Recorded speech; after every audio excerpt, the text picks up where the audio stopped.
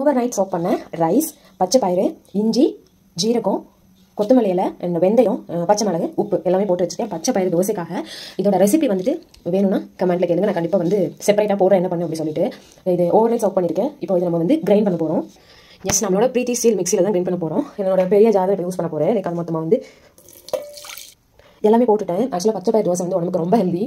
Every week once வந்து நான் கண்டிப்பாக வந்து பண்ணிடுவேன். பச்சை பயிர் தோசை பண்ணால் டொமேட்டோ சட்னி பண்ணுவேன். ஸோ ரொம்பவே சூப்பராக இருக்கும். இதை கிரைண்ட் பண்ணலாம். எந்த அளவுக்கு கிரைண்ட் ஆகுதுன்னு சொல்லிட்டு நான் உங்களுக்கு காமிக்கிறேன்.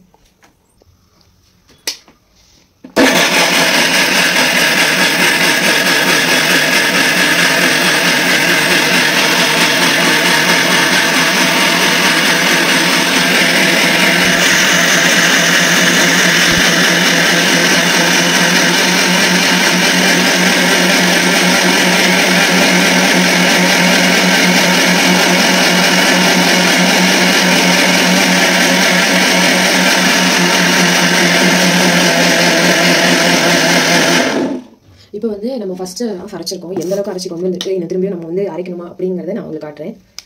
பாருங்க எவ்வளோ ஸ்மூத்தாக வந்திருக்கு அப்படின்னு சொல்லிட்டு. பயங்கர ஸ்மூத். நம்ம இதுக்கப்புறம் அரைக்க தேவையில்லை. எவ்வளோ ஸ்மூத்துன்னு பாருங்கள்.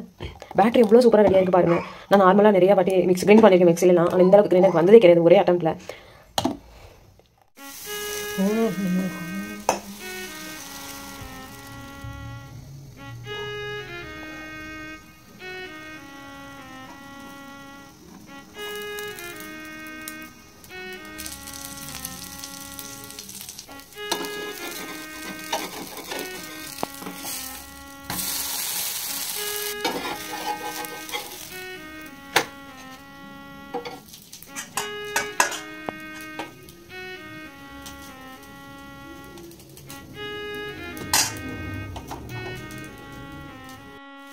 Apa